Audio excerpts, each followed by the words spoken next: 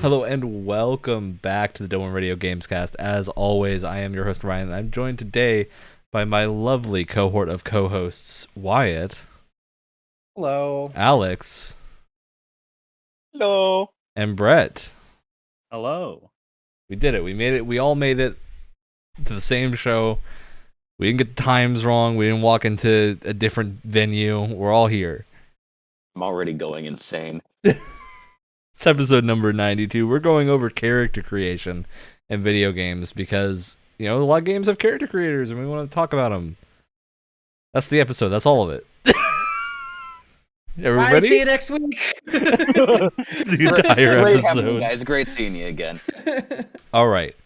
So, we start with news on the show, but there is none. Nothing happened this week of note. Aside from Square Enix's one of Square Enix's higher ups said they liked NFTs, but you know what? No one else agrees. So No one. no on one the planet of Earth.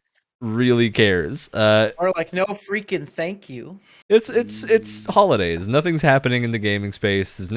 Thankfully no more large controversies. A lot of companies are saying there's going to be more games that they're Just give it making time, next Ryan. year. Just give it time. The main thing that's happening now, we're getting Game of the Year discussions happening everywhere, and we're going to do our own Game of the Year discussion in like 3 weeks, probably. Give us time to make sure we finished all the games that we wanted to, or not finished, but played all the games we want to talk about. And our Game of the Year is under a different restriction when we do this, where we do not limit it to games that came out this year. We limit it to games that we've played for the first time this year. So Which only makes it harder. yeah, and we're not going to give out. Last year we did a double on radio Game of the Year, because it doesn't make sense because we all brought games that nobody played except for us. So what we're going to do this 13 year? Sentinels win and like only one of us played it. Oh yeah, but see, but that game has a lot of buzzwords I can throw It's out. nothing. Listen, that's nothing Yeah. against 13 Sentinels. It's just it's Amazing weird when game. that's the. No, I'm sure it's great. It's just when it's the 001 game and only one of But the did cast anyone has played. else play more than? I think you and I were the only ones that played Hades. It's the only game that 2 people play it. So Heard a lot about it. I'd like to play it someday. I haven't Very bought it good. yet for some reason. It's yep. damn good. I love So opportunities to play this games. year- I like waving at them as they go by. this year instead, we're going to just do individual Game of the Year awards. We're gonna have 4 games of the year, which will be ours, and we're gonna talk about those games. We're basically the same format. We're just not gonna pick a winner at the end of the show because who needs to do that? That's the format of that show. We're gonna be doing that. We also have coming up the Game Critic League Fantasy League thing that we did a year ago. It's over now. So Oh boy. we gotta do it and talk about who lost the most Yes. because it was very one-sided. My God. Extremely one-sided. So we'll do that also in sometime in the next month and a half is the frame for generally all of those, as well as the Halo Infinite Games Club that will happen whenever we all finish it. Mostly just Alex and I that haven't finished it. So we're going to be doing all those fun stuff to look forward to. In the actual realm of games news, I think the only actual headline we had this week is that Miyazaki said that they're feeling pressure because Demon Souls came out. And that FromSoft doesn't tend to push graphics pressure, and now they have to push graphics, visuals, fidelity.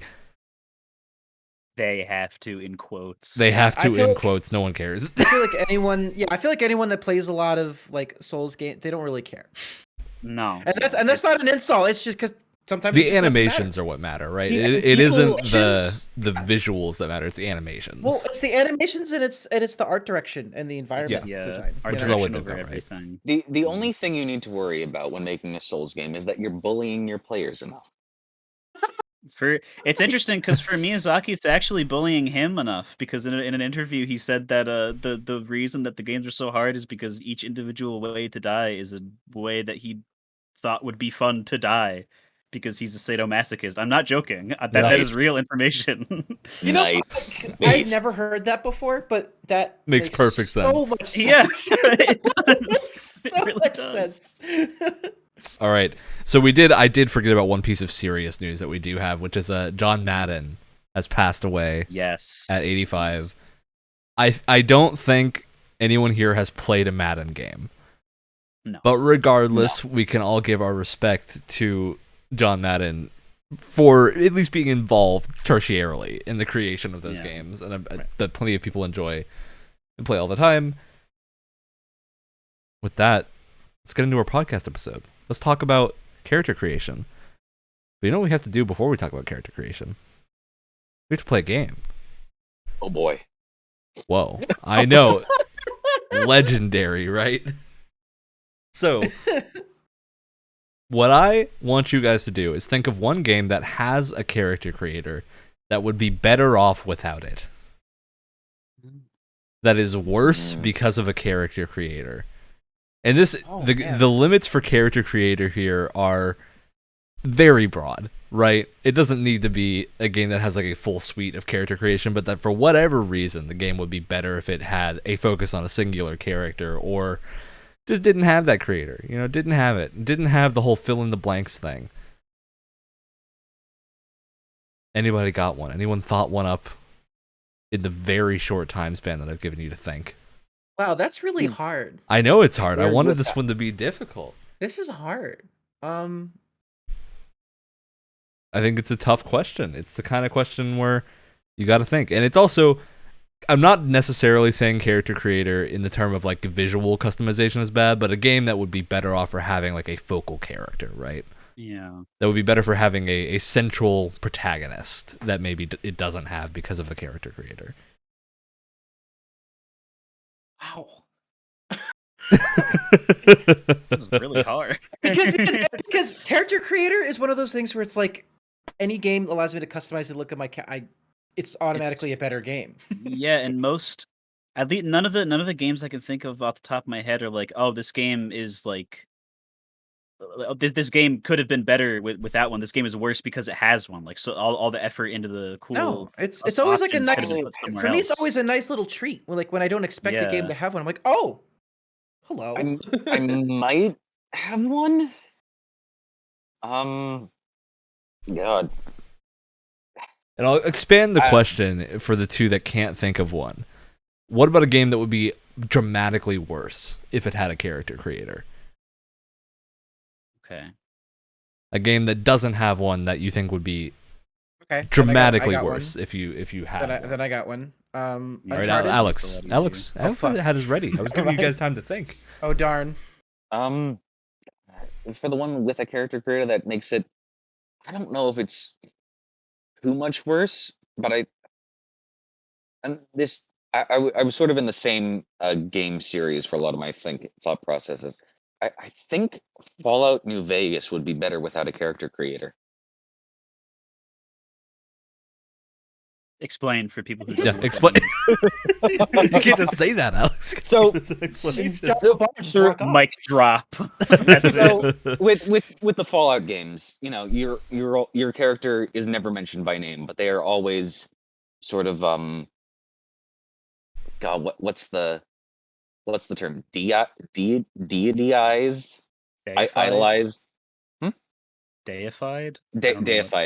Deified as like the series of words like the lone survivor, the lone wanderer, the courier in Fallout New Vegas.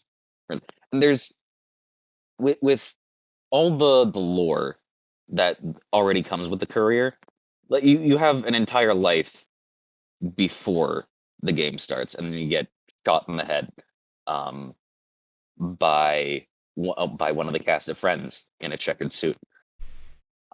Excellent. It's out of all of them, out of all the Fallout protagonists, the courier seems like the one that could be played most easily by like one specific character. I see what you mean. I see what you mean for sure. It's so hard to explain it. I very much get it. I think a big takeaway with a lot of Bethesda games is I can't really, at least if you play in first person, what would be that different if you didn't have a character creator? I think the only thing that would really change is your arm model. So I think especially in games that didn't have that, like Fallout, if you just had gloves on the entire time, you could just Unless you're get one of rid those it. people that has a few screws loose in your brain and plays in third person.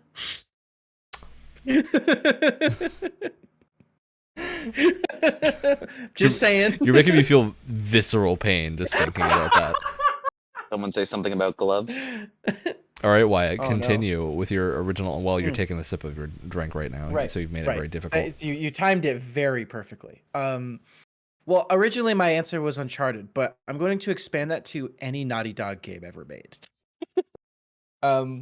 Just because you expanded the question to like what game would be worse with Yeah. it, and I definitely think like Last of Us, Uncharted, that sort of thing would be definitely worse with one, just because they're very like personal, like character driven stories, and it's about very specific people. You know, like Ellie or Joel or Nathan aren't written like, you know, self-insert player character. They're you know, they have their own personalities. They have their own you know, way that they look at the world. And so I just feel like being able to customize them however you want would kind of take away from that, from the fact that they're their own individual character. Understandable. All right, Brett, what have you got for us? Mine is the Legend of Zelda series. I think would it be very weird if all of a sudden they let you customize how your Link looked with like a Dark Souls level of like facial. Oh no! Yes, because it's like a lot of people take.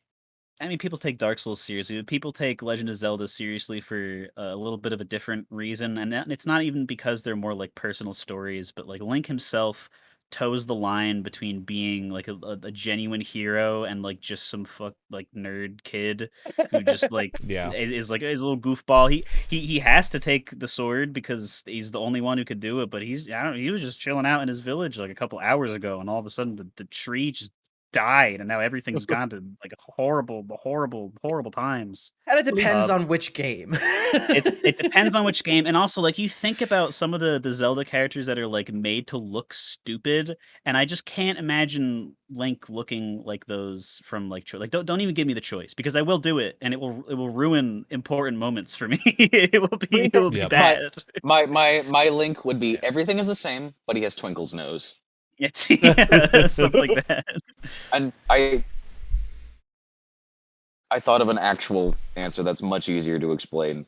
I'm sorry, I don't mean to Okay. double dip. Mass Effect Andromeda. I actually get that. I think they could have established a stronger world by doing that. The stronger world, and also, oh god, The if you facial don't have the animations were really perfect bad. space, Yeah. yeah, Yeah. I actually was going to mention Mass Effect, not as one that shouldn't have one, but as one that has an example of like, if you tweak a setting in a character creation menu, it may not look the same when you get in the game, and is going to ruin your experience if it's bad because you're seeing your face constantly. I was very angry when I started Mass Effect 2, and I went through and I was like doing the character creator thing, and the lighting was so bad, and they wouldn't let me change my graphic settings, and it started off as like the Yeah. lowest possible setting. And so when I started the game and I turned the settings up, not only did I realize my character looked very different because of the lighting, but also I didn't realize that he was like shaved, because there wasn't actual hair. It was just like a texture on top of his head. But because the lighting was so bad and the graphics were on such a low preset, I just didn't notice that he had a shaved head, and like you Oh, could still see God. it was very annoying, and it was like red hair or something. So I had to go back and change it. Ugh. I had to go through the whole intro sequence again, so it lost all impact for me. So I want to give a real answer here that I had ready, because I think this is a controversial statement that's very negative, but World of Warcraft should not have a character creator. And I know the game can't do this, right? The game has to have a character creator, so your character's unique. But I remember playing World of Warcraft like 7 years ago, 10 years ago at this point, and getting into that game being, whoa, I can create a character. You know what matters about your character in World of Warcraft? Nothing. They treat you as, they do the thing where you're an entity that watches the story happen, and nothing ever reacts to your presence at any point. I'm just like, at that point, just make me one of the characters in the world that's actually doing something, right?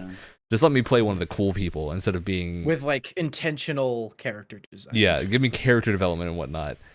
Oh, it's why I'll always prefer a like a V over a blank slate character, because at least then I have something to work off of, right? Of like a personality that I can build around, which I think is a good thing to have in at least a narrative focused game. Everyone is V, but everyone's a different flavor of V. Yeah, you got your rack of Vs. Your V rack. Cherry V, Lime V, Vanilla V. That I bought with V-Bucks. Oh no. Oh, And no. that's where we draw the line. End the podcast. That's where it's over. All right. With that, let's open up the floor to more actual character creation discussion. And I'm going to go ahead and get the ESO discussion out of the gate, I think, because we finally dragged Wyatt into an MMO. It wasn't Final Fantasy as much as I would love for it to have been Final Fantasy. It's Elder Scrolls Online. I actually can't play it right now, so there would be no way. Yeah, there is no way for you to play It's actually impossible.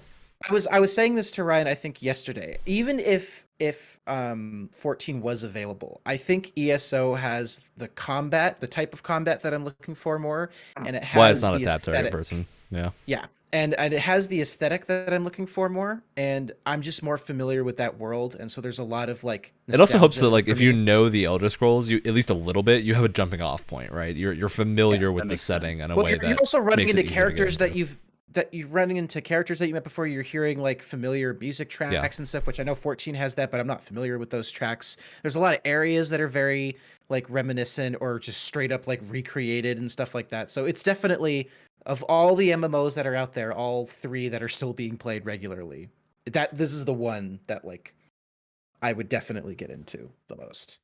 Yeah. And this game has a character creator, Wyatt. It's And really you spent good. many a time in this character creator. Not only did I spend multiple hours in it, I also had to redo it like 3 times. Because like we would. So here's the story, right? Ryan and I were both creating characters because we wanted to start. He wanted to start a new character. At the I mean, same my time highest I level so we character was can- like level 10, and I last played them 5 years ago. So It was literally time. It was time. So we were going through the character creator. There's a lot of great options just for the face alone, and then like, You get your body sliders. type and your. And always- voice. you always get love to lots see of sliders. Although curiously, there are some very strange omissions. Like you can have a bunch of different tattoos on your guy's face, but for some reason you cannot customize the color of the tattoo. gotta put that in the microtransaction store, Wyatt. In fact, I say that, Listen. but it's not even there. It's not an Listen, option. if they- Buy it for Actually try- crowns. Listen, if they try and push that on me with the ESO Plus subscription, I am gonna lose it and throw my microphone at my. I You swear throw to another God. moon at me, I'm gonna lose it. But no, outside of like a few sort of weird omissions, it was really, really good. And so what happens is I spend way too much time in it. And so I'm going through like, okay, I'm going to be a Red Guard. I'm going to be a Templar. I'm going through. And then I wanted to find a good name because the thing about this character creator specifically that Ryan and I were talking about when we were first setting it up is they really want you to take the name of your character seriously. They give you a lot of restrictions as to what you can put in the field for your name. It's like, okay, no like numbers. It has to end with like a word or a letter. It has to end with a letter and not a space or something.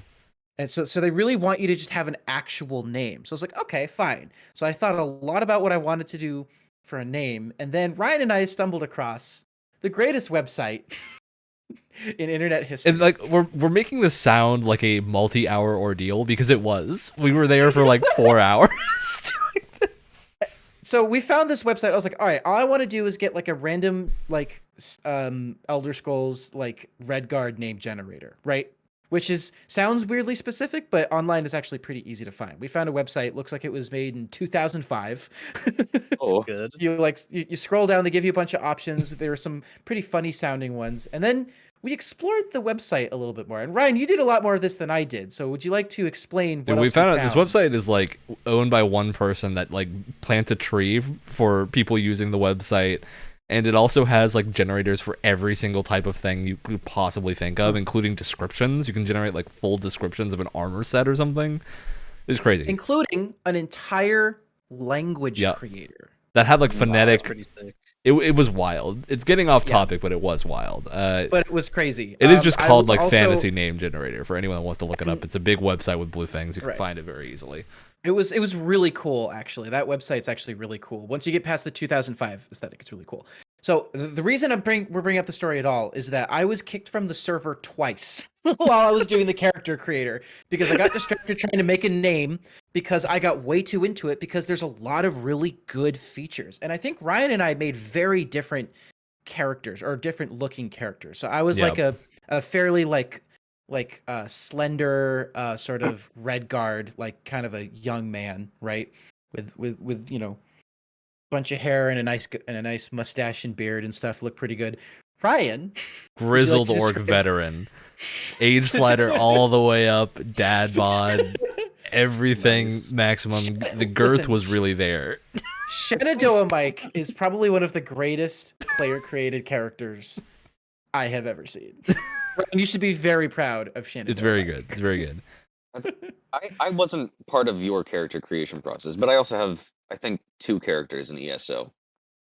One of which is, and when I used to do MMOs, like way back when I was younger, I played Lord of the Rings online, Oh yeah. Mhm. and or things like that, and I loved being halflings or hobbits or things like that. Somewhere down the line, and I don't know why. I probably know why, but I don't want to say it. All of my characters have just been buff orc women.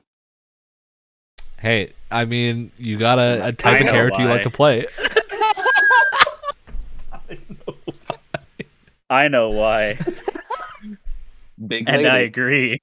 Big lady. I'm very glad that you've revealed this to us on the podcast. Alex. If there was any time to reveal such a thing, I can't think of a better place. It's Alex. It's okay. I'm right here. I'm with you, buddy. This is going to be one of the podcasts I To make the ends of highlights the of. earth, man. But no, I think Ugh. bringing it back a little bit, I think it's a really good sign that both Ryan and I were making characters at the same time, and we made completely different looking characters. That also both look good in the world. Like that's an important part of it. Is that like as much as I made a character that is like intentionally a little ridiculous, I didn't go like ridiculous of like the Dark Souls character creator where it looks like a green blob. I made something still kind of believable, which I think is it goes a long way to show that the creator can do that without making it look too insane. And it also does it in a way where it doesn't get so like in depth with it that it would intimidate some people. Like it's just a bunch of sliders and like, you know, color wheels and or color palettes and that sort of thing. Like Yeah, you don't the way get that some they of did the it was- minutia that you get in a regular Elder Scrolls game of like tweaking the individual eye colors and whatnot and things like that. or like the Fallout 4 one where you can literally just like click and Break drag the your nose. around. Yeah. No, it was really, really good. And it has the most important part of any character creator. It does have a cake meter. Yeah, you got that posterior dimension slider. Oh my. Which you gotta crank Exterior dimension. all the way. Dimension slider. God. I like Which, you Sounds know, like sounds like an anime. It does. Well, speaking of a game that doesn't have a butt slider, I'm gonna wait until after we finish to do that discussion. But You mean a game I don't want to play? I do think there is legitimately like good feedback about the character creator here because it means that you are in a world you're going to spend so much time with a character, especially in an MMO. Having a good character creator goes a really, really long way. And Plus, it's something you that need to a make lot of sure- games get wrong. Plus, you need to make sure that your posterior looks as good as possible because it's what you're going to be staring at for a lot of the game. So you got to make sure that you are happy with the way that your rear end looks. If I Yes. if I may hop into the MMO discussion because Yep. otherwise I wouldn't be able to say anything because I haven't played pretty much any except for this horrible dumpster fire. You know where this is going. Oh boy. The you know, you can make like maybe like 10 total like cool combinations in the Destiny character creator. I was wondering And when we were then, going to get to like, this. After Yeah. that, That was it's- the game I was thinking of when I was mentioning a game that doesn't it's- have a cake slider. to be I don't think every single because Destiny's like first person or whatever. Like you don't need to like unless you're in like a community area like the tower or whatever. Even then, you have a Um, helmet on most of the time, right? and weird thing you is, had the option to leave it on or take it off, Mhm. but even then, it's like there's no there's just no customization here. Like it's bare bones, super simple, and like yeah, you can make some cool looking things, but like A, you'll never Yeah. see it, and B, there's nothing you can do to, at least in Destiny 1, change it. If And you keep look that cool, you're gonna look character. like a lot of other people, which was always my thing with Destiny. Yeah. Is like if I made a character I thought was cool, I would see the same character just with different color schemes all over the It's place. exactly.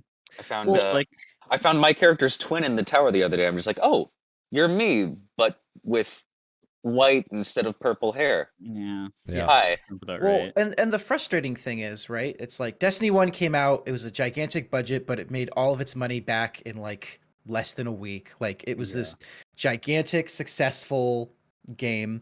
And then the sequel comes around and it is 1-to-1 the exact same feature set With like a as couple of last more time. selections. Like I don't even remember being any more options than the first it game. was like one or two. I don't It was not a significant number.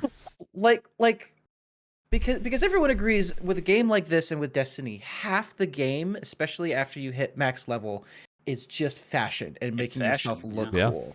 So the fact that you like, if you're gonna put one in it, because I do understand it's like you're covered up most of the time. So I mean, like, Wyatt, how much time have you and I spent in Transmog while playing together in ESO?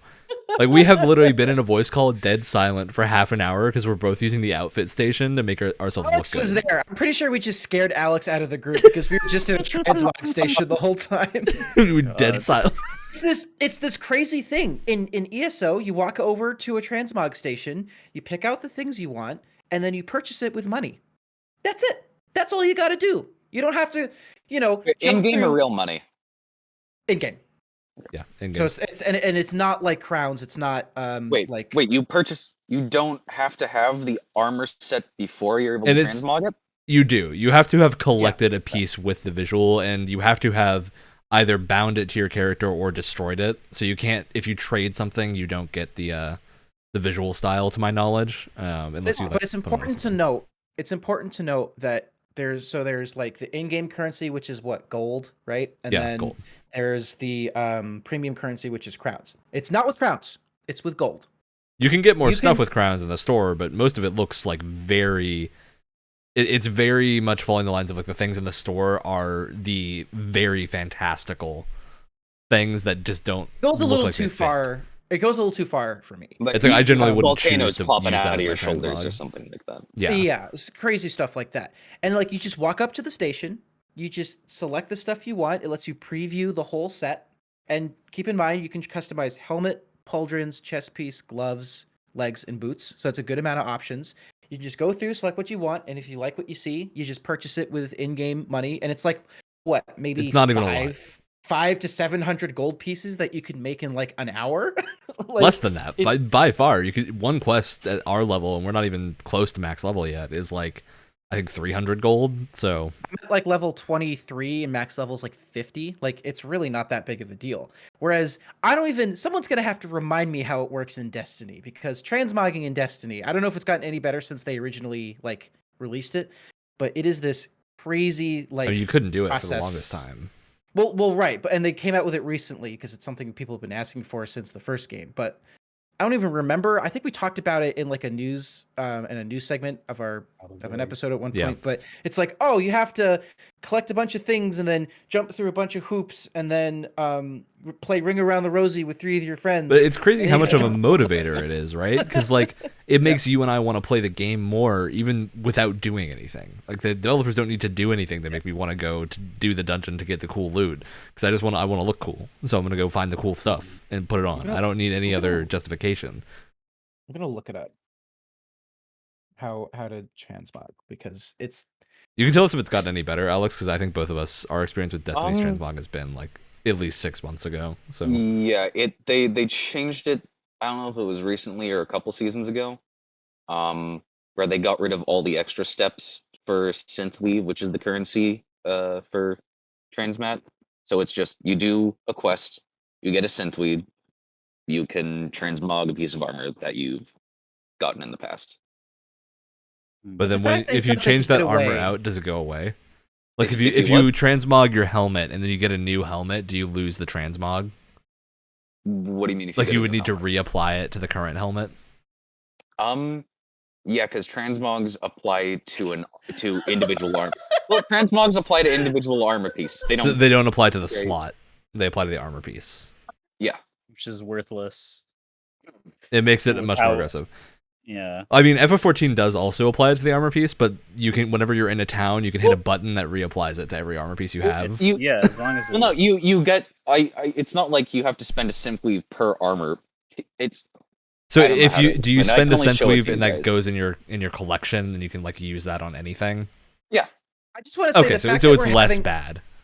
The fact that we're having this discussion at all just goes to show how stupidly overcomplicated it used to be. It's better now from what it sounds like, but when it first came out, it made me want to stop playing the game because it was just like. But I mean, again, like so whatever system they have now, just compare. It's like you go to a station, you pick out what the things you want, and then you spend the gold, and that's it. You're good to go. Off you go. Like, it's so simple. It's so simple. Well, that and the fact that I guess something that could be annoying, but I haven't run into yet, is they still do limit the amount of transmogs you're able to do per season. God, that's very frustrating. Oh my god, that's the worst thing. I forgot they did that. And it's to a point where okay, yeah, you ran out of quests to get the transmog material. You can't once you've reached that point, you can't even buy stuff in the store to get more transmog stuff because you can buy things in the store for transmog, I remember this. It's like people did the math in the store for premium currency. But after you get past 5 or 10, you can't even buy them in the store. Because I remember the big debacle there was like it's not even making them much more money because you can't buy them. So what's the point of the restriction? So wait, let me get this straight. So you can only do it a certain amount of times per season, and as soon as you pick up another helmet, it replaces the transmog that you just spent all that time and resources on. Okay, no, it doesn't. You still have the transmog. Yeah, you just need to reapply it. We're on a very different page here. Okay. With trying it's not as bad as you're making it sound. This is exactly what I'm saying. It's like we're all confused and trying to like explain it. Because it has changed like 4 times. It shouldn't be this complicated. The honest answer is that like with every MMO, it's changed constantly. I think ESO is the one that it's changed the least. But in like WoW went through stages of WoW. Like transmog originally was a consumable currency thing. You didn't have to pay for it, but it was a thing that you had to do a lot of work for. And then it became more easy to do as time went on because people were like, well, the hard part should be getting the look, right? It shouldn't be trying to apply the look to what you want. And FF14 went through not a similar thing, but they did the thing where like you had to. Originally, you couldn't get the item you need to transmog except if another player crafted it, which meant you'd have to spend lots of money to other players to craft this item, or you'd have to learn to craft yourself, which people didn't want to do. And now you can just buy it in the store very cheaply for like 10 gil, and then it's permanent. So it's much easier. But I think everything has like changed over time drastically. Gotta get that transmog. But before we move off of MMO character creators, I do want to shout out FF14's approach because I think it is very different from what ESO does, and that 14 has far fewer options. It does a lot more of the like you have face selections, so you've got like 8 face archetypes you can choose from, which means you have less options in the case of the character creator. In terms of like the sliders and whatnot, you have the same amount of sliders. Of like you have all the dimensional sliders and whatnot, except for the posterior dimension. It's not there. And you've been hawking this game on our. Hey, but there is an armor set that you get for free in the game that you can apply that makes your butt bigger. So. Thank you, Nier Automata. That's interestingly how Destiny handles posterior things, and I don't even think it's on purpose. They just have on the same character, Titans, right? They're pretty beefy boys and girls. They're Titans, yeah. They're pretty beefy boys and girls in days. Different pants can have you being as flat as a brick wall, or like see why I don't know how to explain how juicy. Why wouldn't they just leave it consistent if there already isn't that like because because customization. there's so many different people working on armor sets, and It's they also the outsource so reason, much work, so it's never consistent. Yeah, the same reason it's the same reason FF14 has of just like if your pipeline involves that when you have a different dimension, you have to make a different armor piece. So the way it works for 14 is that they stretch the armor piece based on base body types. So there's like 2 base body types, and you have to make those 2 types every time you do the armor set, and then that will get stretched to fit the different races. You got to be careful you don't end up with long bum. With butts, they don't work super well apparently, which is why when the 2B leggings got released originally, and made your dimensions bigger, they had to patch it out because it would clip into a lot of the gear. People then complained, so they put it back in. Like, this is incredible. Yeah, that was a great time. Cake. But back to the character creation. I think the thing that works here is in FF14, it is a lot harder to make a character that is not attractive in some way, or like attractive to you personally. Like you want to make a character look like this, right? Where 14, you have to actively try to make a character you don't like. So you got to push pretty hard. All the faces. So it's really tailored. All the faces that I tried when I was making a character in FF14, they all had a lot of makeup, regardless of gender. Well, you can turn that off. There's a makeup section. That's its own character creation section. I mean, like, not everyone just base had. I think what you might be thinking of is everyone just has. That's just how eyes look in that art style. Everyone walked It's not eyeliner. That's how eyes look. Everyone walked right off the set of like a beauty YouTuber video. Yeah, that is what the game looks like. Music video.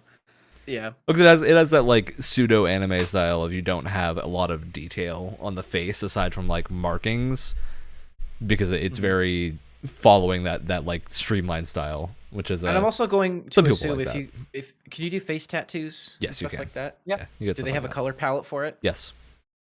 There you go.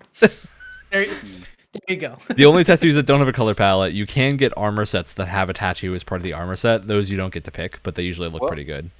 Well, you know, actually, some of them can be dyed, and you can change the tattoo color. So never mind. That's also not. Hey, Wyatt. That's the one thing Destiny has up on ESO. You can change the color of your tattoos. Well, I just don't get why you can't at ESO. That's just. That's the one thing. That's what I'm saying. No, I don't think there were strange restriction. Other than every single voice sounding exactly the same, and they had like 20 different voices to pick, and they all sounded the same. It was the only thing that was like really missing. Like, because again, other than that, very well rounded. They just I made a circle to just to remind you what round is. Good job. The posterior listeners out there, you guys must be so lost right now. The posterior dimension slider is very well rounded. Yep. But I think with FF14 you end up then with a trade-off of like you have a lot of characters that might look a little similar because there are slightly less hair. Well, actually, no, it has more hairstyle options than most MMOs. I say that and then immediately realize that I'm wrong. It has more hairstyle options, but what you end up having is most of the characters' like uniqueness and look is color palette and in things in like height and more general character silhouette type things, and not necessarily the details. Where like face might look pretty similar on multiple characters, but the hairstyles, the colors, all the armor sets and whatnot are all going to look very different, and that's what gives your individuality. To the point where like I had a very visceral moment in Final Fantasy XIV where I finally found someone that had the same like head as my character, and I just went like, wait a minute, what? This is insane. Wait, you're me? Sister? Yep. That is just how like most of even like the mainline Final Fantasy like main cast characters like kind of work though. Like when you get into the more 3D games, like how many characters look like slightly different Cloud? Like there's just so many. Like the hair is slightly different, or it's a little bit of a different color. This one's a girl, and it's like no, they're all Cloud because everybody loves Cloud. I remember when I was much younger, and I still don't know a whole lot about Final Fantasy. I like to know. I'd like to know. I think I know a little bit more now, but back then I kept getting Welcome, Cloud. Mike. Yeah. Yeah. I feel cheated. But no, like when I was younger, I would get Cloud confused with, I think it's from Final Fantasy X, the guy that made that really funny laugh that everyone Tidus. I would get those two characters confused because it's just anime boy with like crazy blonde hair, and I would just get them confused all the time. What age I do can't get follow you. confused though? The only difference is big sword. It pretty much, yeah. Big And sword, a really small weird laugh. volleyball. One doesn't laugh ever, and the other one laughs too much. Look, do I need to defend the FF10 scene again? I'll do it. Also, I still won't care. Exactly. Exactly. Also, Cloud can pull off a dress. I don't know. Oh, Yes, he can. 100%. Yep. Yes, he I don't know can. if Titus can pull off a dress. I feel doubt like it. that would be very I doubt it. He doesn't have the confidence. No. He has. I feel like deep down he has some toxic masculinity issues. Probably. Wow, we're making a lot of assumptions here. I mean, have you heard that laugh? You're 100% correct. All right. With that, Brett, we've I think concluded most of the MMO discussion, unless there's other games people want to talk about. I think we've hit on the two different types of MMO customization, or three different types of, like, you have the ones that are very basic, you have the ones that have less sliders and more general options, then you have the ESO type of, you have very fine control over a lot of things. Which one does because I played Guild Wars for like 2 seconds, like 8 or 9 years Guild ago. Wars probably falls pretty similar to Destiny. It's somewhere in between Destiny and Final Fantasy. Of you don't That's not have. good. That's not good. The benefit with Guild Wars is that you do have a lot of, like, extremely different options. Like, it's very easy to make your character look super different than another character. But if you want your character to look, like, vaguely good, you have, like, 3 options. So I remember I've been playing Guild Wars a little bit, not really anymore, but about a month ago I was playing a bit. I made a new character of, like, the tree people, and man, there was, like, one face that was There's a good. tree person race? There's a tree person race. They're a cool race. It's very cool theming, but, like, That's they kinda had cool. like 2 faces that looked passable. A lot of them looked very different and unique, but they looked kind of like victims of a mauling, in that the tree, like, things looked like muscle flesh and whatnot. That was very Like, off-putting it's to like, me. it's like they ran into their mortal enemy, the lumberjack. Yeah, I think for male Whoever- characters you still have a lot of options, but for female characters especially, it was like it's hard to get a face that looks like a face of a woman, right? Like, it was very difficult to get a face of a person that looked realistic. Whoever designed those character faces, I think, should be arrested for treason. Wow. All right. So Brett, Let's just leave that one where it is and just I think we just need to bury this discussion. yeah. Brett, I what do see- you I'm got supposed for to follow us? this up. How am I supposed to follow this? Bark, say- something with You're bark, giving me barking up, nothing. something barking up the wrong tree. God. You got to have You something, gotta- Brett. I know you've played games with character The creators. amount of pine that Brett must feel right now. All right. To branch the discussion off, Yeah, there we All right. go. we're gonna talk about Halo We're- Reach's we're armor rooting for you. customization. Halo Reach's armor customization is really good. And it's a Excellent. satisfying character customization to get through because there's definitely like there's like just straight up like 5 helmets or something that just look like someone had a blindfold on when they were concepting They, like, those, and coughed, they- and then the splotch they made on the floor is what the hell. It's But I'm Whoa. sorry, like you poor people that bought Hazop or whatever it was for $20 in Halo Infinite. That's a decision. that you Whatever, made. man. I've thought that looked disgusting for 10 years now. Because Hazop was so- like a basic starting set because it was kind of ugly, right? It's exactly. Yeah, we'll get this out. It's like military police looks kind of like weird, but it's free. You get it from Halo Waypoint. And people won't be mad about it, and no one was mad about it. It's fine. Yeah. Immediately Because you going have- for the throat, Brett. Oh, of course. Because you have so many other options, and it's one of those more grindy character customization things. But I think it pays off enough because Reach is so replayable for a Halo game. And especially when you take that armor customization into consideration, because it's the one that has that show up the most. Because it's in Firefight, it's in the campaign, it's in the multiplayer, it's in everything. No matter what you play in Halo Reach, and every version of it's going to show up. Yeah.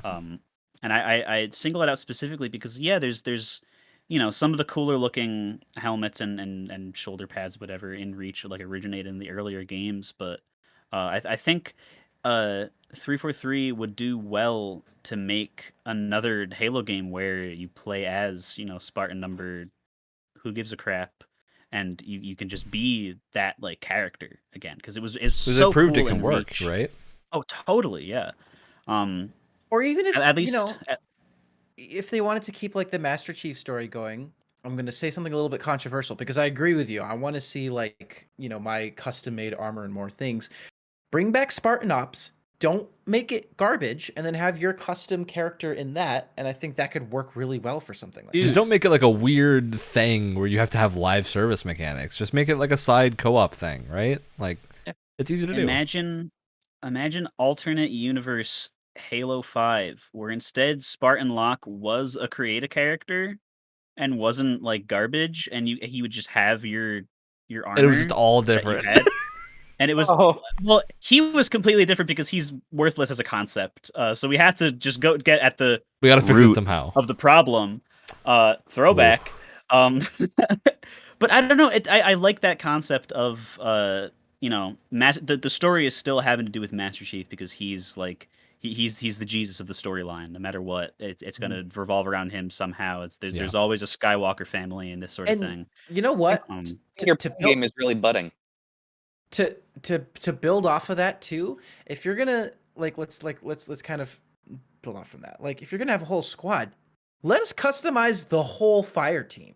Dude, pull a CRPG, right? Like how much cooler, how much less lame would Fire Team Osiris be if you got to customize, Buck and like Tanaka and whatever the other person's name is. I'm telling you right. Her name's Vale. Wyatt, I'm telling you right now, if I can customize an entire fire team, one of them is gonna have a clown mask on.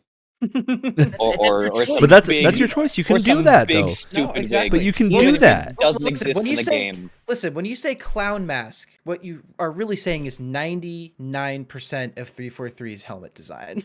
Wow. Yeah, up the until like the last year. the cat ear helmet. Am I wrong? You're not wrong at all. 3 and 4 armor design was terrible. Like half their helmets didn't even look like you could fit a human head in there. Even some of the ones in 5 so far, it's like, had that make it through. No, it looks even worse because it's next to the ones that look good that they did a good job on. There's just like 2 that are just like, Yeah.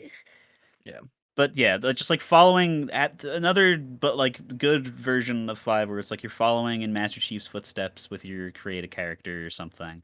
You don't have to do any like stupid like, I guess the Arbiter came back, or is Master Chief 117-2 for when you're playing multiplayer. It's no, because now there's just 2 random Spartans with numbers in the hundreds or thousands or whatever. Like that, it works for story. It works for customization. And mostly because 3's armor just looks cool. Yeah. Reaches. Sorry. And what's frustrating too is I feel like we will never ever stop complaining about Halo Infinite's like customization and progression until they fix it. But what makes it really frustrating, I know, just thinking about it, I'm still actively playing It's so and thinking frustrating about it hurts knowing my that brain. it can be better though, right? No, because they have a really good base. The amount of options they have is great. It's great that you can change your like prosthetics and you don't have to unlock that at all, which is Bro, great. you're in so much pain right now. And I think they clearly have a lot of like really good ideas for armor down the line. Like acquiring the Tenrai armor for that event was terrible, but the actual armor, when you look at it, is really well designed. And it looks The really, armor that really wasn't cool. available in the event that is now What is I'm because saying they is- walked it back. But Listen, I'm not gonna say, Brett. I'm trying to work with you here. I'm not gonna say that it's good. What I'm saying is there's a lot of potential. There's a lot of potential for really cool looking armor, and the fact that they're not meeting it is really what frustrates me so much. That's me too. Because Yeah. I see the potential. My problem is that I think 343 with Infinite already has done their requisite amount of they filled up their cookie jar with all the good deeds that they could possibly do in the lifetime of a company, and now I don't see it changing. Because they've doubled down. The cookie jar is full. They've doubled down. They haven't changed anything. They've given no word that things will change, other than like really specific like little things that don't really mean that much in the long run. They're gonna put NFTs. it's like in it if you're gonna do a somehow. change, there would have been a short-term fix by now, I think. Exactly. Which is the real exactly. problem. Is I am so concerned that the cool armor sets they might come up with are going to end up being $20 store sets and not even in the battle pass, because the first one is so lacking in terms of 100%. I did hear the fact that the Reach battle pass doesn't even have all the Reach armor is just still ridiculous. Like the fact that they sold Hazop. Because the battle pass is just filled up with garbage that you don't care about. Each individual. They'd have to do a Heroes of Reach Part 2 or Part 3 to get everything in there. Part 3, yeah. Because each individual shoulder pad is separate, and it's instead of having them both together. I feel like I heard somewhere that when the Tenrai event comes back, what they did say was like everything that was in the store during the first window is going to be in. It's not everything, but it's a selection of things that really should not have been in the store. It's the things like the antler helmet, the Kabuto helmet. That's like the actual one they keep advertising. For a sane person, that might want to make you not want to play. Yeah, that's ultimately what this culminates in, is because I'll check my Steam and it'll say that I last played on last Tuesday, because the only times that I've played in the last 3 weeks is that Halo's social media does not have a nice little here's your cool the weekly challenge to get to right on the day that it comes out, because they're embarrassed because they suck. There hasn't been a good one in a month by this point. So I keep going on to check, what's the weekly challenge point? Oh, they're reusing an emblem again? Oh, it's just a little white symbol that's been a free emblem in every game preceding this one? Okay, I don't want to play to earn this, and I'm not even done with the battle pass yet. I don't want to play to earn anything anymore because it doesn't feel worth it, and I have so many other games that I've already been playing for years, but I can continue to play to earn more things in them because I'm still not done, because there's such a wealth of content in those. So, me, for example, I'm still somehow okay playing Destiny for some reason. That's beyond me at this point. It's on cost fallacy at a certain point But see a doctor. But I've been thinking about diagnose yourself. But Halo Infinite's thing is the straw that broke the camel's back for me. It's just wow, I can see clearly now it does not want me to play the game. No, it doesn't. It just feels like, because there's so many easy solutions are here, and they're doing none of them, right? It turns it completely into a chore. Because when I play Halo Infinite now, I think, first of all, I can't play the mode that I love. I can't play Big Team Battle because it's broken right now. It's completely broken. I haven't been able to get into it. Yeah, it's completely broken. Yep. Why? Is it server stuff? I've had more luck in the past 3 or 4 days. But I have tried every day in the last few days, aside from 2 days past now. I'm because not going to defend it and say that it's fixed. It's not. And what'll happen is you get into a match and it'll keep saying connecting to match, and then it'll break, and then it'll show players leaving, and then you have to close and restart the game if you want to play it anymore.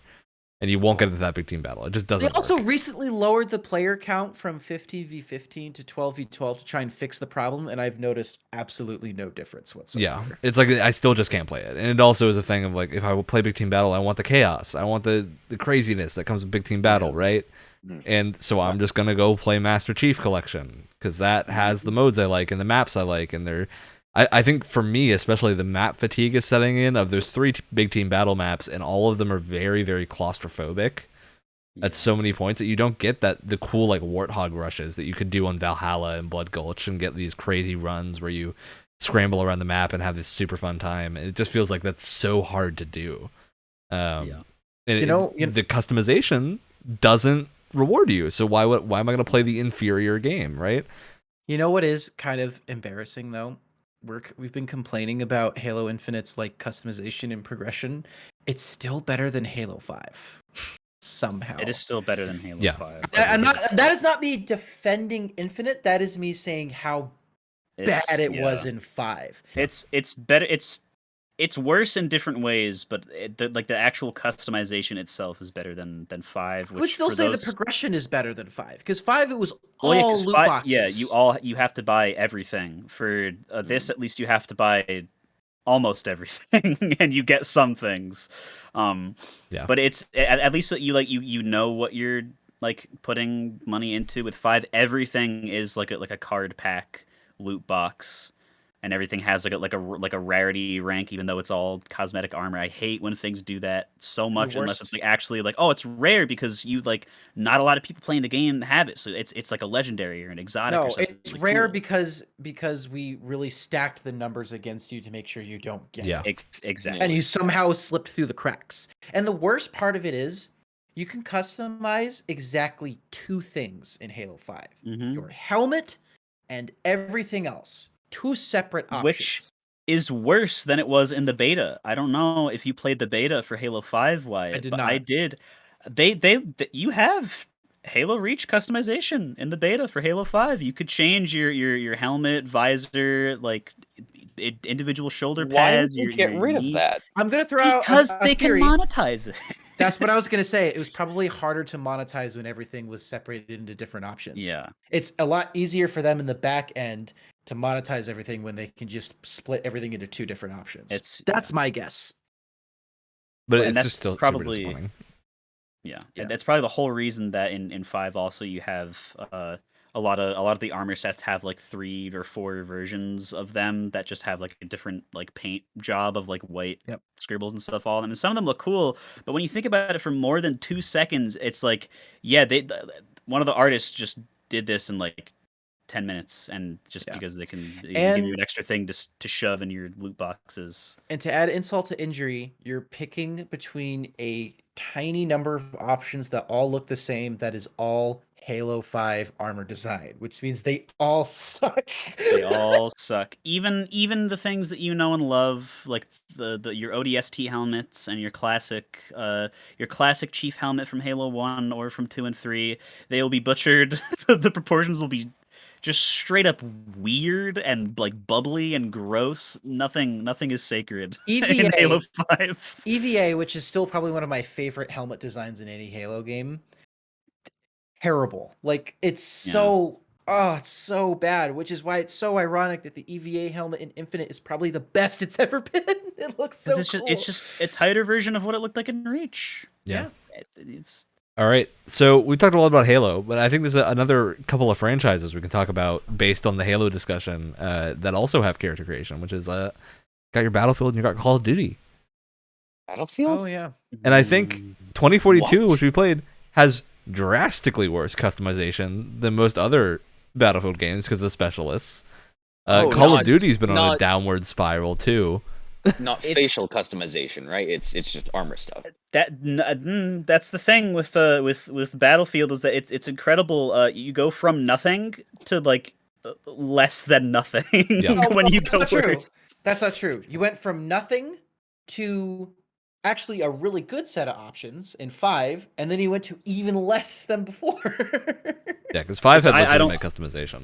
5 had I don't like awesome the- customization. I didn't like the way you went about unlocking it though. That was not a fun. No, that was I an equally agree. bad battle pass Yep. system. But the stuff that you unlocked in 5 was really cool. If you like gas mask. Because I think the main Which I thing is do. a lot of the complaints that we've said about Halo apply to Call of Duty and Battlefield. I think of the massive franchises, Call of Duty and Battlefront probably do it best. Of getting you just like you either have your character skins where you have like a full different silhouette and different look. Overwatch did that to tremendous success, right? The loot boxes are a horrible mechanism for doing it, but at least the skin system, while it is less customizable than other things, it means you always look good, right? And you can still look drastically different than other people by using different skins. And that's what I wanted to say is that like they had great they're obviously like skins in Overwatch that I'm not a fan of, but all of them clearly have had a lot of like love and care put into them. Like None of them look like someone scribbled on a napkin and just went, "This is the next skin," right? None of them look like a 3D render of a Rorschach test, which is how that's how I describe the helmets in Halo 4 and 5 is like, let's just take a random Rorschach test and then just make it a 3D model. There you go. But yeah. No, it worked because they all had a lot of time and effort put into them, and they all looked different and just wacky. Like if you look at Roadhog, like the amount of weird skins they have for Roadhog that's completely separate from like the basic like character design, but still feel and look like Roadhog is really like well done when you consider how many Yeah. different like just weird things they've And tried. I think the other important thing that Overwatch did get right, even though it had a loot box system, is that you didn't get drastically more expensive costs to level up when you leveled up, right? You always had the same progression of you would be getting a thing every like 1,000 points, so you always knew, okay, I'm gonna get a new thing to play with at this rate, right? Which feels so much nicer than not knowing what's going to happen. Earning loot boxes outside of that was also like not that big of a hassle, especially in comparison. Yeah, they did tons of It's like, events and whatnot to make it easier to get tons more. of events, but it's also like I think it's daily or weekly or something. It's just like, oh, just play 3 matches in this mode and you get a loot box. Play 3 matches of like play 3 custom games or whatever, get a loot box.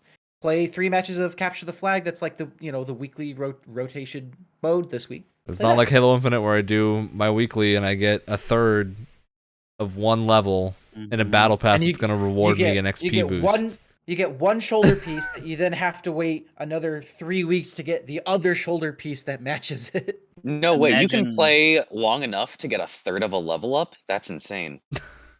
Imagine rewarding your players less and less the more that they play. That's the 343 way, baby. It's so stupid. I'm gonna tell you right now, we don't even know what's gonna happen, but for those who are listening and watching, this Halo Infinite Gamescast is gonna be like World War III. Well, because I think we're all gonna have insane. relatively similar feedback on the campaign for the most part, and then as soon as we start talking about multiplayer, there's going to be an arms race. I'm gonna disagree with you a little bit. I think Brett I think bombs will be flung the entire time. Well, let's just say, if you watch us on Twitch, you can live chat and ask and dictate to me exactly what I'm going to be emailing to the 343 devs. Listen. When we do that Halo Gamescast, bring a tub of popcorn, get yourself a nice cozy, get yourself a nice cold drink, because it will be more controversial than The Last of Us one.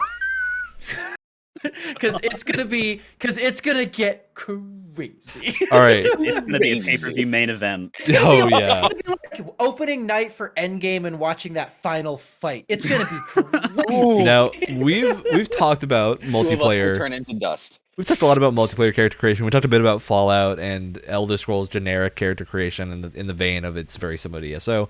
Now, what I also wanted to bring up a little bit were games that go a little too far in customization and things that give you maybe too much control and make it very hard to create a good-looking character. So I think this happened very much with Oblivion.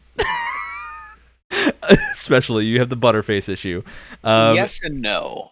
Yeah. Part of that is the time, right? Of Oblivion coming out in an era where character creation was not solved yet. Like we didn't have. And part of it too is that Oblivion was one of the last games in the era of Bethesda doesn't know how to make good-looking like face. Bethesda was still a lot smaller than they are now at that point. Yeah. Somehow the face models in Morrowind were better than in Oblivion. Yep. But before we get into that, I want to bring up something that's going to make Brett's blood boil. Yeah. Brett, WWE, they make video games. Sports companies make video games. That makes me happier than you could possibly imagine. I said that just to rile you up. But the Germa Rumble for the new year just happened a few days ago, and that was incredible. All right, I've had a new wave of happiness for all the stupid characters that you could possibly make in that game. Brett's on a high.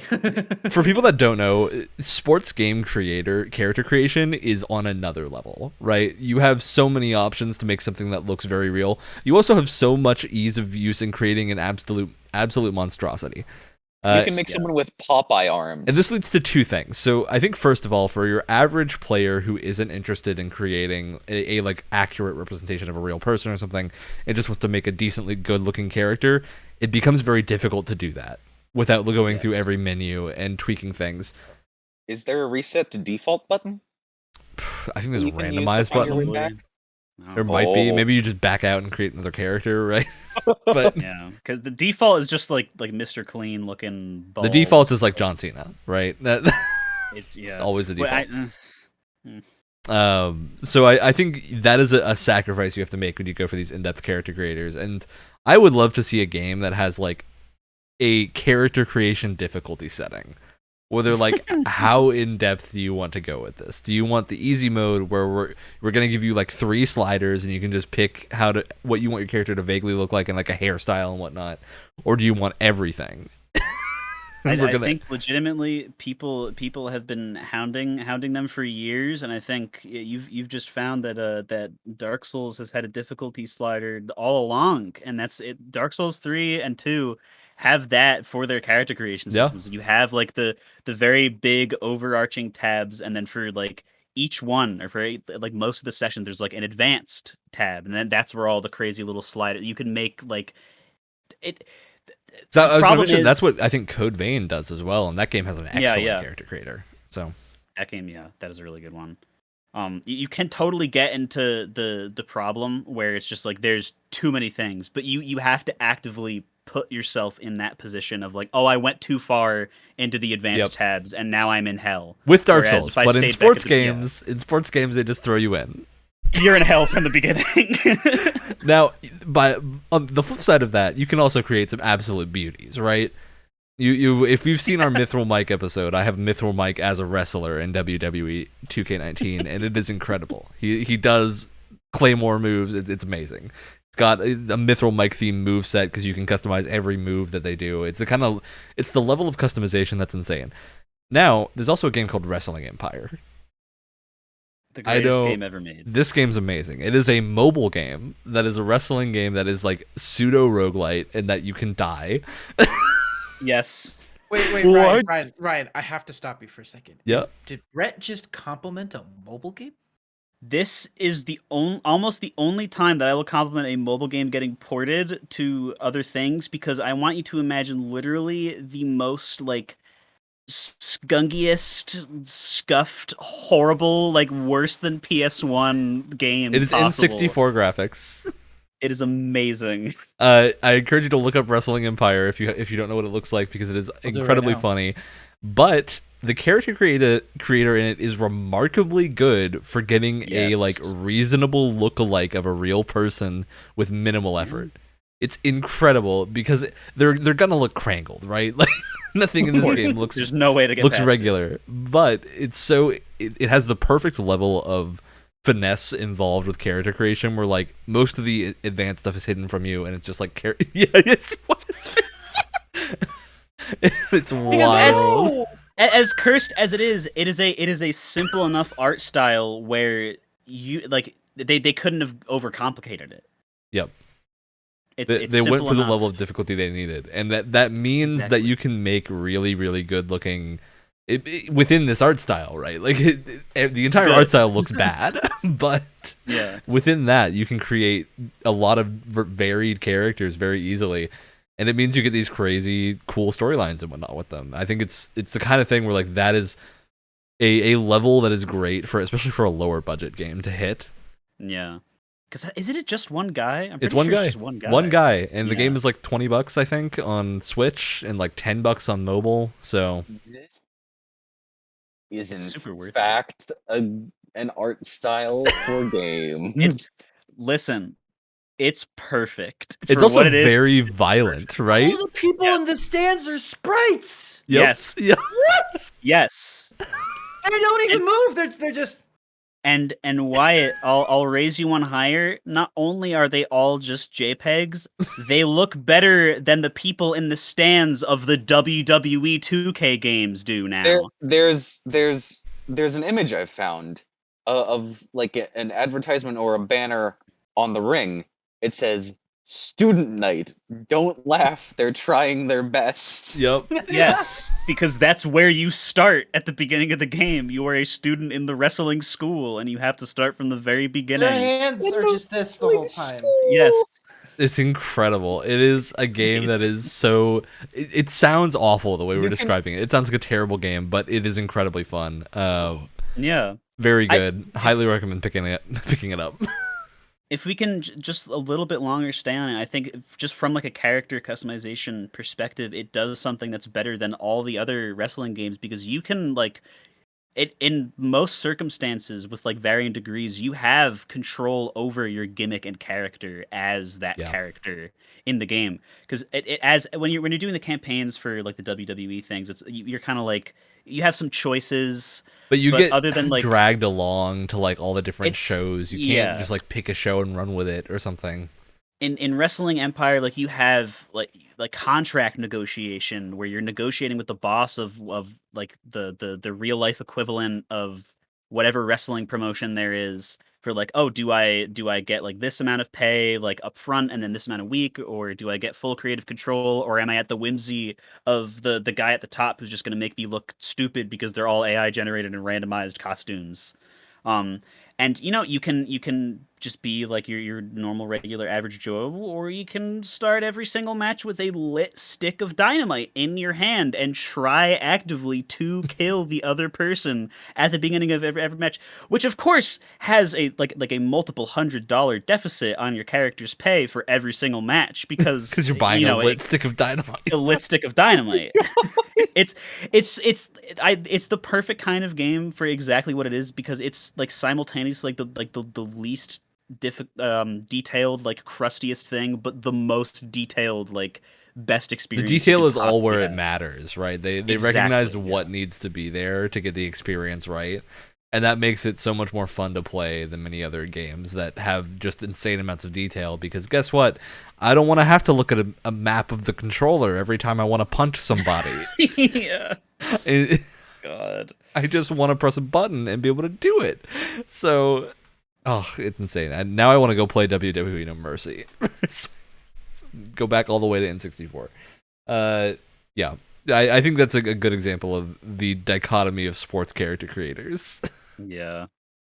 Pretty much. It's incredible. All right. This looks amazing. Can by we the way, touch back It on is the Yeah, I was going to cycle us back around to that discussion, Alex. Go ahead. so with the it's I I think that I feel maybe it's just me that feels this way. I feel that the Dark Souls character creator and the Elder Scrolls Oblivion character creator are remarkably similar tonally. I'd agree, at least for Dark Souls 1. For one, yeah, totally. As far as it's well, you can the Monster Factory people have made things from all the Dark Souls games, right? Oh, yeah. You're able Yes. to Oh, yeah. Yes. with I don't, and it's just they're unfortunate potato faces to begin with in Oblivion, much more so than in Dark Souls and things like that. Yeah, Just and Oblivion from is a much just older game, so it's fair, right? Oblivion yeah, came out way even earlier. even considering difference in art style and things like that. There's just so few options that look right, but And it's Khajiit and Oblivion are a travesty. They are nightmare fuel. oh yeah. It was a shame. yeah. Somehow Argonians are the best looking race in that game. Because they're angular. You don't need the curves. It's the kind of... Yeah, You don't need the weird circle faces that everyone else has. and it's Where it just seems like there's too much space around the edge of their But it's- face. you Everyone's can- face seems so squished and tiny. but it's and this isn't my overall gauge, but it's a fun gauge to go by in games where you can make Squidward in both of them. Yes. And The can you I make don't Squidward test.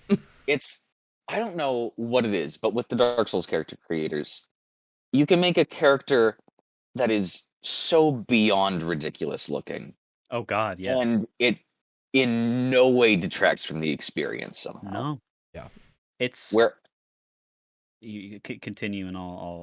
whereas in Oblivion, like you can make your characters look absolutely ridiculous, and it both can and can't, depending on how ridiculous you make it look or what armor you choose to wear. Because sometimes there's clipping issues, but other times it just removes the head to put a like a full face mask on and things. Yeah.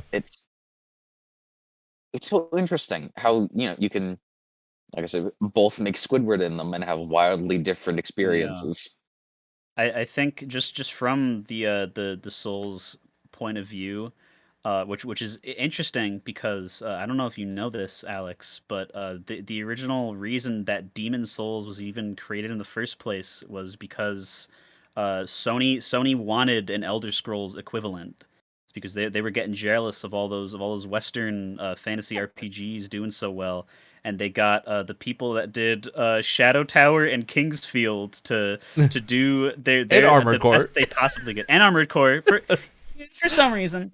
To do their Elder Scrolls equivalent, and they got Demon Souls, and Sony hated it. Yeah, when it Sony first came out, but then despised Demon Souls. then it sold so well that the same guy who said he hated it was like, "No, I'm really sorry I said that," and now I play it all the time. And They thought the game was streamed it a going few to times, too. completely bomb on a level that had been like unseen before.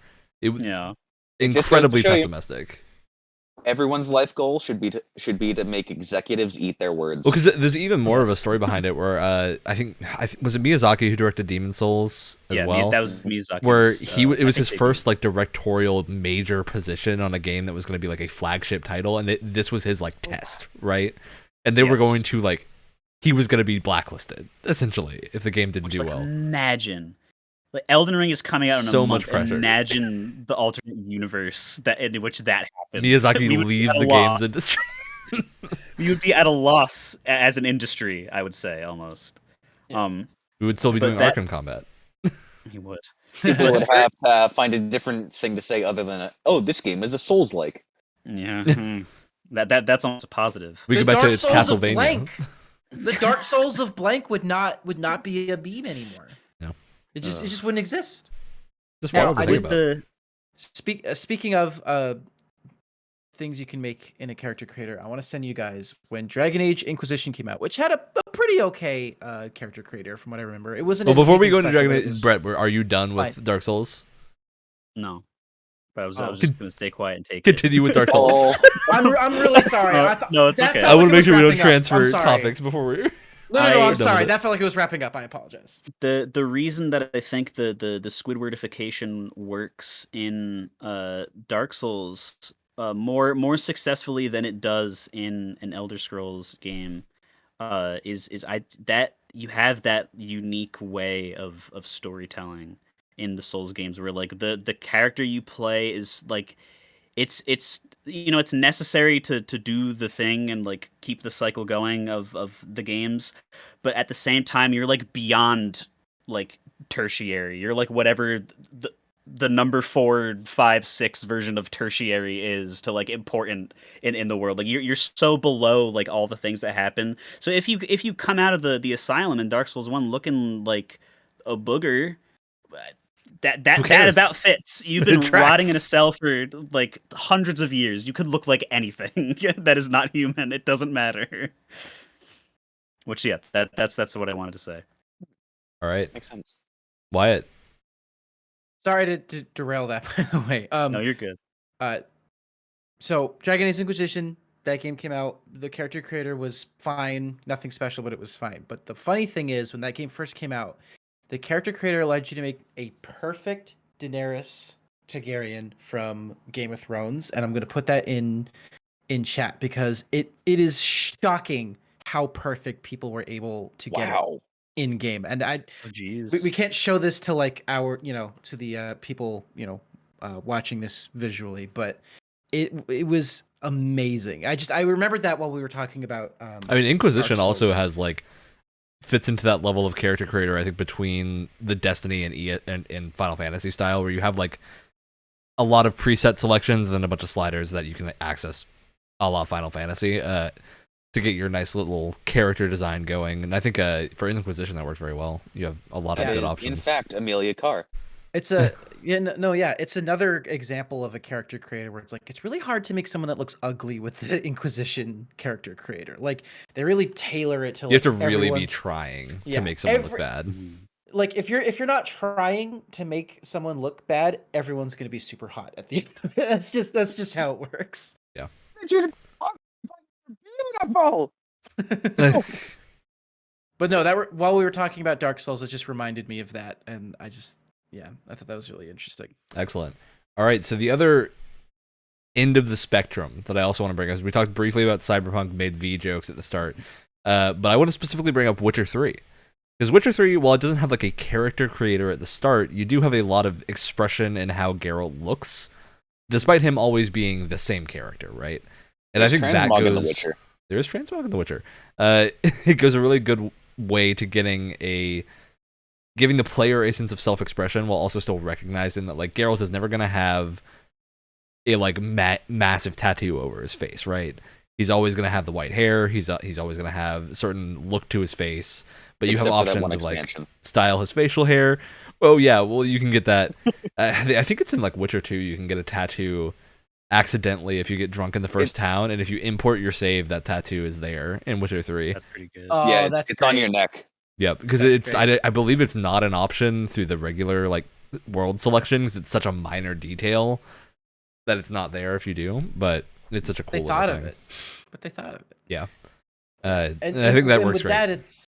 that, it's like, oh, you can give him, you can let his facial hair and his hair grow out, and then you can cut it Yeah. to different lengths. And they gave you more, like, they had a free update where you had a bunch of more hair and facial hair options with DLC. Because they let you like stick with the game art style if you want the Geralt who has a beard and it has like the tied hair in the back, or you can go to the book art style if you have Geralt that's clean shaven with long hair and all sorts of options. Which just looks weird to me. Geralt without a beard looks weird to me. I'm sorry. I think it's because the character model of Geralt in the games does not look good without a beard. They really did not want him to not have the scruff. Well, and the cool feature is that if you like a really clean shaven, like kind of Geralt, his facial hair grows back. So you have to walk over to the barber every now and then just to get a nice trim. More games need real-time hair growth. That was so fun to deal with in The Witcher. Yeah, Witcher and Red Dead, it's great because you actually get to keep like track of it and look at different styles. It's very fun. And I also think that Mass Effect, great example of that kind of thing, where you have like a more in-depth character creator, but in a world with all these races and whatnot, you're still restricted to being a human. You're still Commander Shepard, right? But you have some expression in how you look, which I think is a nice middle ground for games that have more of a story focus. Yeah, because that's much more like cinematic and requires a lot of like actual dialogue. Yeah, like you have to have a limit. You can't go too crazy or else the facial expressions are going to look awful, right? Yeah. You have to bound it by how much your animations can work with, which makes sense. It's not a thing that like you don't want to sacrifice and end up at Mass Effect Andromeda where you can't emote correctly. You did briefly mention Red Dead 2, which I think is another good example of you cannot change absolutely. Arthur Morgan's physical appearance, but oh my god, you can let his facial hair grow out to such a crazy and you can give him degree such a like different personality by doing things like give him the dapper mustache and then short hair, and he suddenly looks like the weird snake oil salesman in every Western movie. That's another good like fashion game, because it's like, okay, you can have your undershirt and then you can have like another shirt over clothing it with layering. You have layers of customization with a vest and then a coat, and you can put a bandolier on. You can have tons of different hats, tons of different gloves and pants, like bandana options, all sorts of stuff. All with different like patterns and stuff like that, and your weapons have a crazy amount of options. It's like you can have different wood finishes, different types of metal, different engravings, and like each part of the gun can be a different type of material. And you have a dedicated button to picking up a hat on the ground if you lose your hat. It's just such an important detail for a game like that. Or just replacing the other hat. He just picks up a hat, goes, and he just pops the other one on his head. Got to get that hat. Great. Really good customization, but you still have to work within the confines of Arthur Morgan. It's a nice way to have that middle ground between you're playing a set character, but you also have a like player entity driving this character that wants to look a certain way, and so you have some degree of control. And the nice thing about, because again, that's another example of like you can let his hair grow out. What I did was I started off with like a clean shaven Arthur Morgan, right, with kind of short hair. But as the game went on, no spoilers for the story, but as the game went on and the story progressed, I just like to think that he's like slowly just losing his mind and going crazy. It's just like his hair, losing track of reality. I let his hair grow out a little bit, and I didn't use pomade on it as much, and I let his like beard grow out because he's just so stressed about everything. Become the mountain man. And so that's a great bit of a great degree of almost like role play where it's like, no, I like to imagine him getting more crazy, and it allows you to have that option, which is so cool. Past that certain point in the game. Yeah, you get a nice. I do think you end up with a really nice sense of mimicking real life of if you're having a really chaotic week and you just forget to do certain things. Yeah. You can do Yeah, the don't same get thing if you're trying to like distracted. rush the story in that game, where you just start to forget to do the maintenance things that you would have to do for Arthur to have like pomaded hair and a well-kept beard and whatnot. So I think And it's if you're very having a fun really thing. bad day, your like different cores, like your health core, or your stamina core might be really low because you Yeah. haven't been eating or whatever it is. It's a nice way to mimic reality without being frustrating, right? Where it's not like a thing I have to keep track of all the time. That was one example where their super in-depth approach to the game design worked really, really well. Because it was in And a depth, lot but it of was never other- frustrating, right? Yeah, like It's the an important line cores to was a draw. good way of like gamifying, making sure you're still eating and drinking and stuff like that. And then again, like add that on with like the hair and the amount of customization you can do. It was well done, very well done. You know what this is making me think of, and it's the stupidest thing ever. What's Isn't that? like if you don't like shower in deadly premonition, you get like flies that swarm around you, and then the other characters. There's a couple think of that you games like smell that. Metal Gear Solid 5 does the same thing. If Yeah. you don't take showers, like you're sneaking around, like, the heck is that smell? God. Metal Gear Solid 5 also uses character creation very well at the start of like minor That's true. spoilers for Metal Gear of like your character at the start, you get like a little character creation screen, and that's your NPC avatar in the multiplayer. Yeah. But you don't actually get they flip you out with like, oh, Big Boss is gonna look different, and then you're like, oh no, it's they're playing tricks on me to make the intro a little bit more tense. Kojima playing tricks on his audience? What? You know, No like way. Metal Gear does. Yeah. And I think Yeah, it's a great way to always like have that character be designed at the start for multiplayer, and then not have still also play that iconic character that you want to play for And the game. they also had, I never got that, I don't know if they ever explained it. They have that like weird horn that's sticking out of his head. Chunk of metal. That it's like a big It's hunk of shrapnel metal. from an exploding It's- helicopter. But from what I Yeah. understand, like if you are just an absolute just like massacring bastard and you just kill everyone in your sight, that horn gets bigger. Yep. It's because Turns the into- logic is that like you see yourself as a demon. turns So- into a devil horn, and you're also, I think, constantly covered Yeah, in you're blood. covered right? in blood that you can't wash away. It's the kind of thing where you get like if you have to be really bad to get that to happen. Like you can still play full lethal playthroughs and never see that. If you build a You gotta nuclear go- device though, you you gotta go instantly lethal. get it. You gotta Makes go. sense. You gotta go Wunsler level bad. Yeah, it's mainly a thing that happens if you in the end game you have like this, you can attack and defend other player bases, and you can use you can build a nuclear device as like a power weapon. If you do that, you instantly get like massive negative reputation, because the whole point of it is to denuclearize the world, right? So it's a neat little way of like, this is there for the people that don't care, and then the other players now have a reason to attack them and disable their nuclear devices, which is very fun. It's a neat little multiplayer hook. All right. So the other half of the discussion we're going to do is talking about the role of characters that are set in and out of games. We're already up on our time. We're Oh, already boy. over an other hour and a half into the this. So discussion? we are going to keep that discussion locked away for the next time we talk about it. Probably this might be next week, to be honest. We don't, depending on how much news happens and if there's anything in our topics list related to what goes on, we'll talk about that. But that's going to be a big discussion, so I want to make sure it has time to breathe. And we're not time boxing it to the like 20 minutes that it would have. So Podcasts are like a fine wine. with that, unless there's a game that someone wants to bring up specifically, we're gonna go to shoutouts. We did Wow. it. We made it through the show in a timely manner and got our points out semi-coherently. We talked Never about a lot. I happened. feel like. Yeah, Yeah. we hit a lot of did, stuff. Well, I think it's a topic that like all four of us to a large degree is really passionate about for Yeah, yeah. one reason or another. and it's also a thing where like there's no right answer, right? It's always dependent on exactly. what kind of game you're playing. So The only sometimes right answer, wrestling in prior is the right way to go. the only right, the I only guess like so. the only right answer, right, where it's like, no, this is definitively the correct answer, is that Destiny's character creation sucks. That's Wow. the only universal I'm gonna- truth. I'm gonna agree with him on that. And look, when Brett agrees with me, you know I'm onto something. I will say, all the characters look bad. You can't make a silly looking character.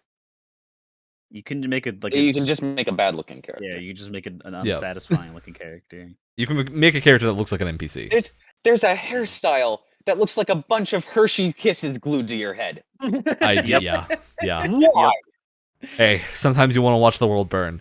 And on that, we're going to shoutouts. So, Wyatt, I think we have a joint shoutout today. We do. I'm pretty sure we're on the same page. Yeah. The voice cast for Elder Scrolls Online is cracked.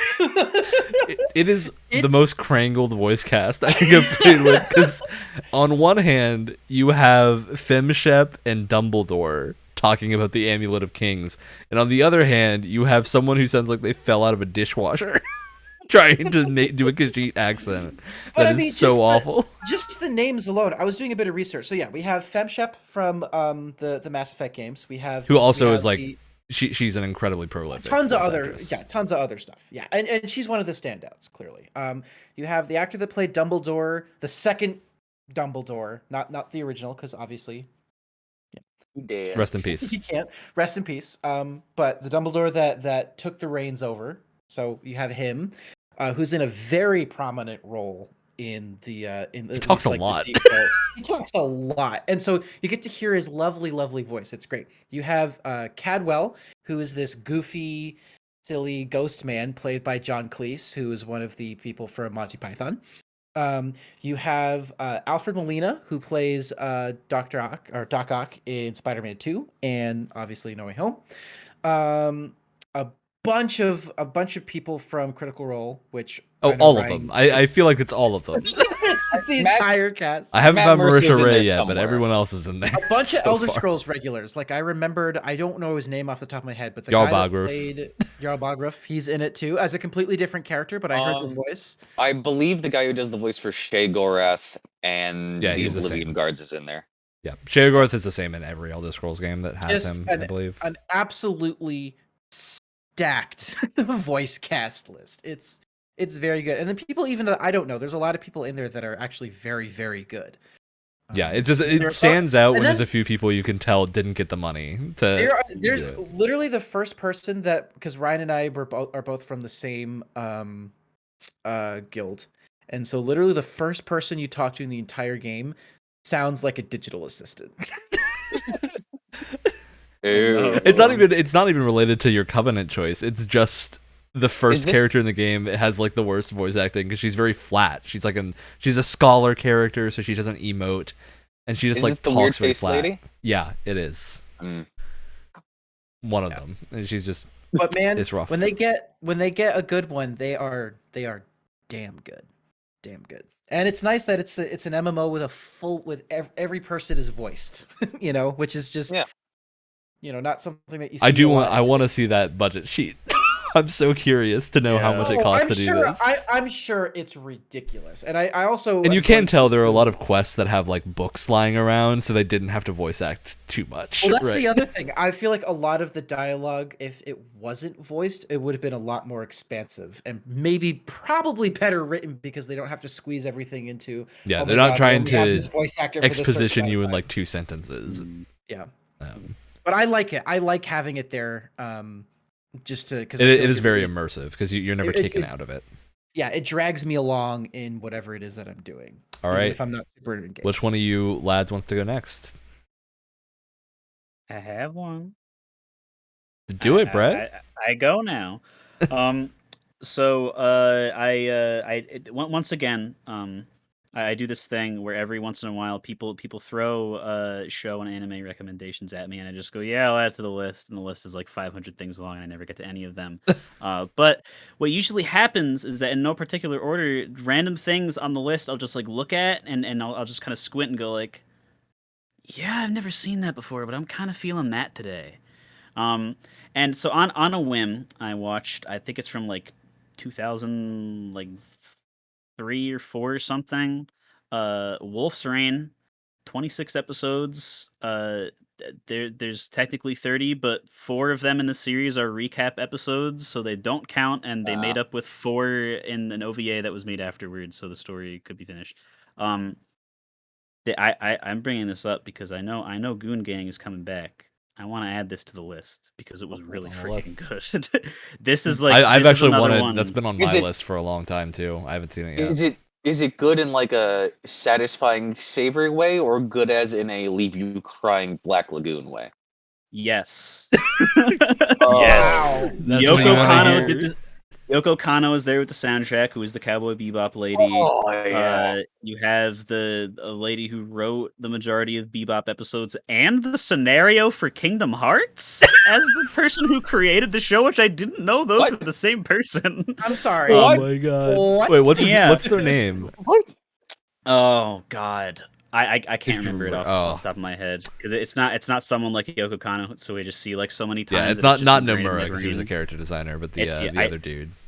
I constantly yeah. forget his name, but yeah, super Um, prolific writer.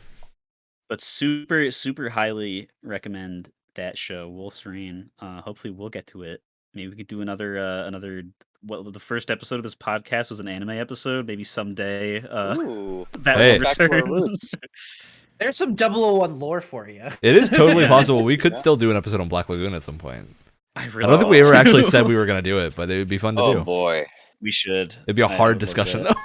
So, Oh yeah, god, it yeah. really We would would y'all have are to. y'all are gonna get me to watch Cowboy Bebop. You could We're- do one Yeah, Cowboy yeah. Bebop with me. Then. We're gonna have to have an entire episode just for the twins.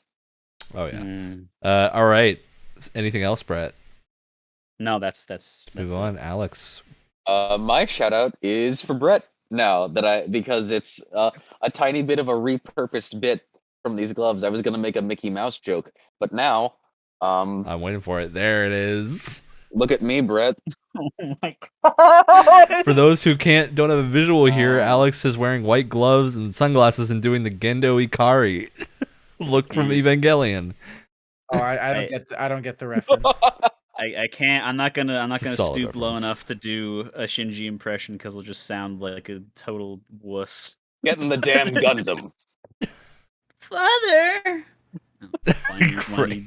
bitch All right. noises. And on that note, we're ending the episode as always Tuesday morning, 7 a.m. Eastern time. You can find the podcast on the podcast platform of your choice and YouTube. Catch us live on Twitch Sunday nights at 8 p.m. Eastern. That's it. The show's over. We did it.